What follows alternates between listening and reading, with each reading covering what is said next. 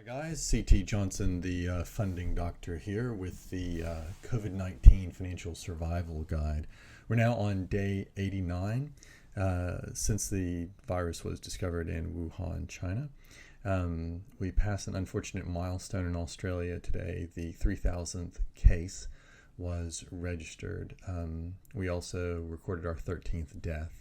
So that's unfortunate. It does look like the rate of transmission is going down, except that there's a worrying statistic that's been on the news quite a bit today about the fact that people who are getting it from sources that they can't identify, meaning that it's somewhere in the community, but it's probably from someone that hasn't been tested or identified as having the disease, that is becoming more prevalent, and that is driving some concerns within the government, particularly in New South Wales. Gladys Berejiklian is now talking about doing stricter quarantine controls in order to get that particular figure under control.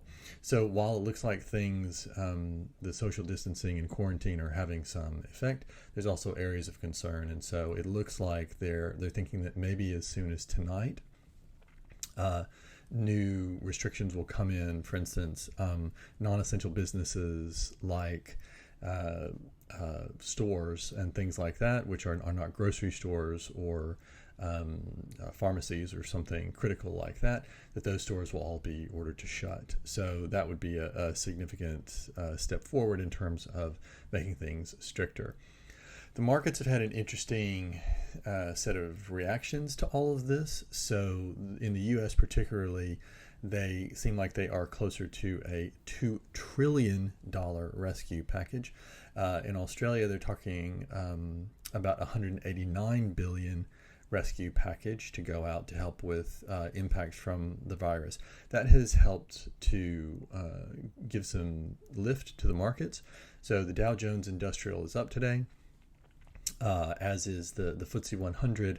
The ASX opened stronger, but since has retreated. And some of the sources that I talked to, particularly folks who are working in the securities area and people who are doing things like prediction software and things like that, say that it's likely to continue down further, that these upticks, while they're welcome, they're probably not that long lasting. So we're probably in for more of this market turmoil for some time to come. One of the things over the past few days, I've been reaching out to lots of the funding sources that I know here and talking to them to understand what it is that is going on. And there's a few emerging trends that I wanted to point out to everybody to be aware of. The first thing is that every single lender and equity provider that I have talked to, and probably every single one in the country and maybe even in the world, is reviewing their portfolio, meaning they're going through and seeing which deals are more likely to get in trouble and which ones look like they're safe. People are starting to exercise force majeure and starting to call in loans and equity investments. So it's particularly important in this time that you're communicating with your funding source, because as one of my colleagues says, bad news doesn't get better by not saying anything about it. It doesn't get better with age. So the best thing is to engage with whoever your funding source is and do the best you can to make them feel comfortable about where you are. If you do have problems, if you are in a jam, that is not something you're going to be able to hide from them. And so it's much better to engage early and try to work towards a constructive solution. Another thing that we're seeing in general is a flight to quality. You're going to hear that statement a lot from me and from others.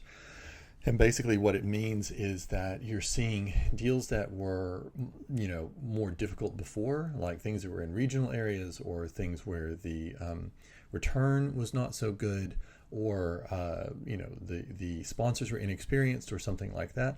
All of these things are weighing down on deals and making them less likely to get funded. On the other hand, good deals are getting funded. For the most part, deals that are strong, they are tending to get funded. The only thing that I have seen that has changed in that area is that loan-to-value ratios, LVRs, seem to be shortening. So where previously 65% was a norm and people would talk about 70 or 75% depending on how good a deal was, now it looks like they're going more towards 60% and down further, in fact. Yesterday, with regard to a deal that I put out there, a short-term deal which a month ago would have gone for 65%. At worst, it would have gone at a 50% loan to value ratio. The lender came back and said, yeah, we'll look at it, but we'll look at it at a 35% loan to value ratio. So that's one of the impacts that's really shortening up quite a bit. The short-term market, the short-term lending market particularly, and short-term financing market is still really, really in turmoil. It's definitely the one that has been affected the most. I will say that it's not quite as bad as the initial reaction that we had at this time last week. At this time last week, I had a number of groups who said, look, we're just not doing it. We're not doing any more lending for the next 30, 60, 90 days.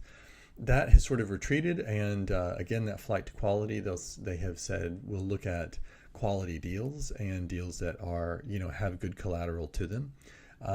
But those deals are tougher than they were before, and that market really, really is pretty thin at the moment. Construction funding, I would say, is relatively untouched, except for the lower LVRs. I'm not even seeing a movement in rates or anything like that. What I do see is that there are fewer. Some of the participants have left the market, and therefore the amount of choice that you might have or competition between different sources of funding is just not there. And so, as I have been saying now for the past week or so, is that, when people are able to secure a source of funding, they need to jump on that and they need to grab it as soon as possible. Land banking and residual stock are two areas that are also very tough. The lenders are looking at them very skeptically now and really, really focusing on exits. Residual stock is particularly difficult because by definition, you don't take out a residual stock loan if you actually know what your exit is. The reason you take out a residual stock loan is because it's taking some time to sell the units or the houses or the land packages or whatever it is. And that is problematic. So the lenders are sort of backing away from that. So overall, the picture is this, is that there's still a number of funders who are open for business. And in fact, I haven't seen it be a big liquidity crunch so far, but the market is definitely changing. So as I have said before, it really pays to have have all of your ducks in a row. If you're doing a building project, make sure that you know all the specifics of it. Make sure that you've got your building contract lined up. Make sure that you've got a good valuation on your property. All of those things. If you do get someone who's interested, then you need to move as fast as possible before they change their mind and start thinking other things. So get them engaged, get them to fall in love with your deal, and you can go forward. And if you do have a deal that is distressed, I cannot emphasize enough, talk with your funding source, because that is the way to avoid problems. If you have any questions about any of this, or you'd like to just talk about a situation that you might have, if you're looking for money, then please give me a shout. Next week, we will talk with a lawyer about force majeure and how that is starting to be enacted in a lot of contracts to pull money back in. The second thing is we'll talk with someone from the U.S. Who does artificial intelligence-driven trading and sort of what he is seeing in terms of what the market going forward looks like. Between now and then, stay safe, and I will talk to you tomorrow. This is the Funding Doctor. Take care. Bye.